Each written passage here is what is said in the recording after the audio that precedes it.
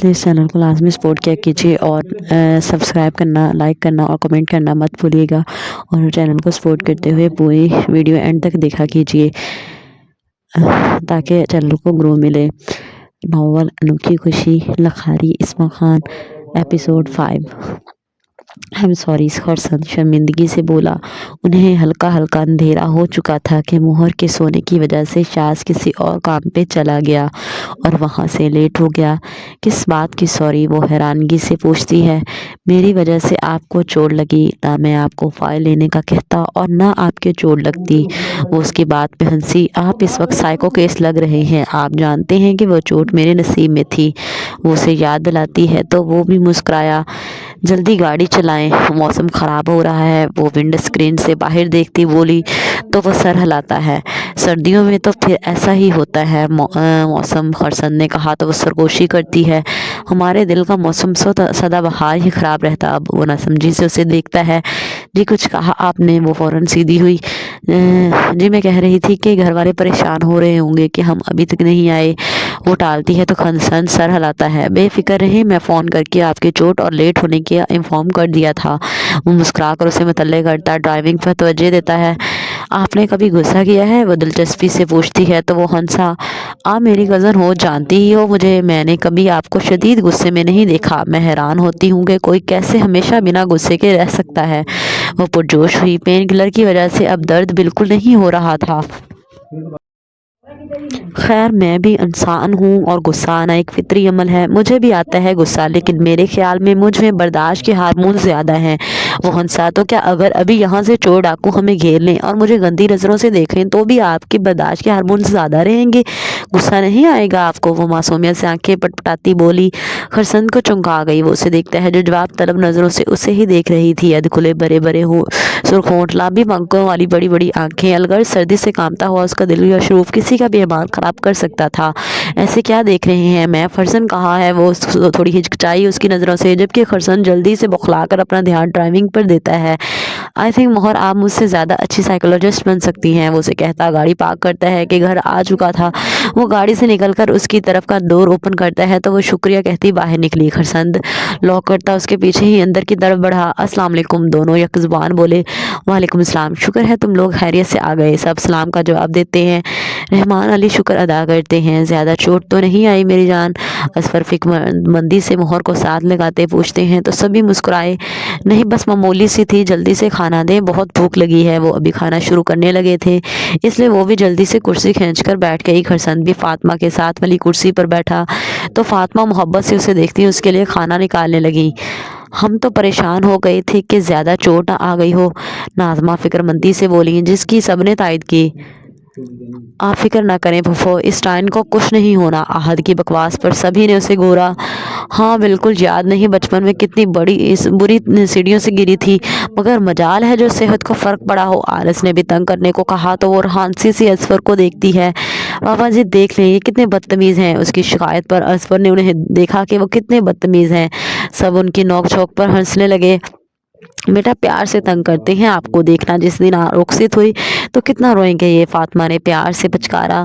مجھے کہیں نہیں جانا، ہمیشہ آپ لوگوں کے ساتھ رہنا ہے، وہ بچوں کی طرح منہ بنا کر بولی تو خرسند نے اسے دیکھا۔ اسی وقت مہر کی نظریں بھی اس کے ساتھ ملی، مگر وہ سٹ پٹا کر جلدی سے کھانے پر جھک گئی۔ یعنی ساری زندگی سینے پر مونگ ڈالنا چاہتی ہو؟ احد نے آہ بھر کر کہنے پر سبھی دبا دبا مسکرا گئے۔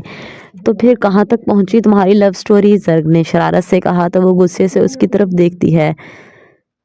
بکواس نہ کرو، اچھا میرا ایسا کوئی پلان نہیں، اور ویسے بھی وہ نیہا سے پیار کرتے ہیں۔ یار کرتے تھے، کرتے ہیں نہیں، اور خرسند بھائی کے لیے گھر میں رشتہ ہوتے ہوئے دادا جی کبھی بھی ان کا رشتہ باہر نہیں کریں گے۔ زرگ نے مسکرا کر حقیقت بیان کی۔ تو پھر ایسا کرتے ہیں کہ تمہارا کر دیتے ہیں، وہ بھی مسکرا کر طنز کرتی ہے تو زرگ ہنستے ہوئے اس کی طرف کروٹ بدلتی ہے۔ سوچ لو پھر تمہارے بھائی کموارے مر جائیں گے، وہ ٹھرکی انداز میں بولی۔ اتنا تو اسے پتا تھا کہ اس کی شادی آرس سے ہی متوقع تھی۔ ویسے تو میری بھی خواہش تھی، خرسند بھائی جیسا کہاں ملے گا، نرم مزاج، خوش اخلاق اور سب سے بڑھ کر فرمانبردار۔ تمہیں پتہ ہے کہ فرمانبردار شوہر اللہ کی طرف کتنا بڑا انعام ہوتا ہے؟ وہ ڈٹائی سے بولی تو مہر افسوس سے سر ہلاتی اسے دیکھتی ہے۔ شرم کر لو کچھ، ساتھ میں میرے بھائیوں پر بھی جک لگا رہی ہو اور ساتھ میں خرسند بھائی پر بھی۔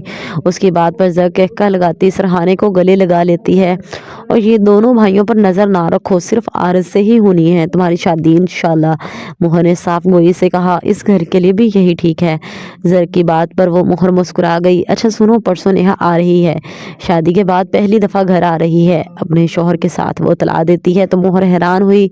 دادا جی راضی ہیں؟ وہ پوچھ بیٹھی۔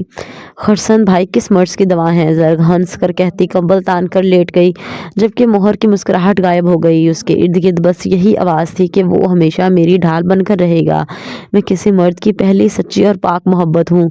مہر اور مرد جس عورت سے سچی محبت کر لے وہ کبھی بھی دربدر نہیں ہوتی۔ میرے لیے اس کے دل اور گھر کے دروازے ہمیشہ اور ہر حال میں کھلے رہیں گے۔ نیہا کی مہندی کے دن کی اس کے ساتھ ہوئی گفتگو اسے ہمیشہ یاد رہنی تھی۔ وہ اس دن اسے باور کروا گئی تھی کہ اپنے شوہر کے ٹھکرانے کے بعد بھی اس کے لیے خرسند کا آپشن ہمیشہ رہنا تھا، اور ہمیشہ مہر کسی خطرے کے زیر اثر نہیں رہنا چاہتی تھی، وہ کسی آپشن کے ساتھ نہیں رہ سکتی تھی۔ واہ کیا مزیدار خوشبو ہے، عارض مسکرا کر کہتا کچن میں داخل ہوا۔ آج نیہا اپنے شوہر کے ساتھ آ رہی تھی، اس لیے سبھی اپنے کاموں سے جلدی سے فارغ ہو کر اس کے استقبال کے لیے گھر پر موجود تھے۔ میں منہ توڑ دینا اگر اٹھایا تو وہ ٹرے سے کباب اٹھانے لگا تو فرحین نے چمچہ اس کے آگے کیا۔ فرحین کوئی بات نہیں، آپ لے لو بیٹا، فاطمہ فرحین اور پھر عارض کو کہتی ہیں تو وہ مزے سے کباب اٹھا کر کھانے لگا۔ اسی وقت احد اکیلے نہ کھانا ہمیں چھوڑ کر تم کھائے بنا بھلا کیا جئیں گے، وہ لہ لہ کر اپنے جذبات کا اظہار کرتا ہے۔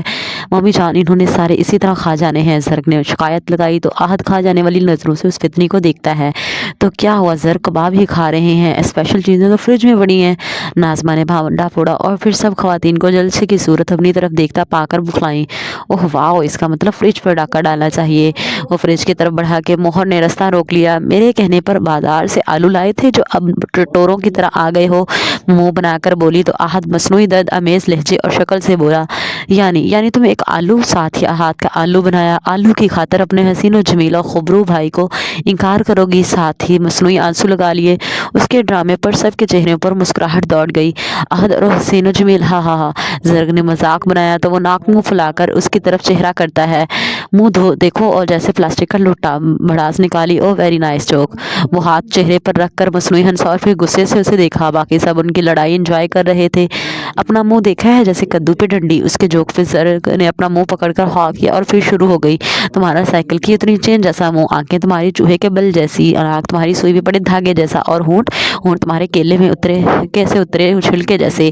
وہ ایک ہی سانس میں ساری جگتے اسے سنا گئی اور دروازے میں کھڑے اظفر اور کاشف حیران رہ گئے۔ ماشاءاللہ کیا ٹریننگ ہے، کاشف ناظمہ کو طنز کرتے ہیں اور آہ فرحین بھرتی ہیں، ہائے یہی ٹریننگ ہمارا دل آپ لوگوں پہ ٹرائی کرنے کو چاہتا ہے، مگر کیا کریں شرعیت اجازت نہیں دیتی۔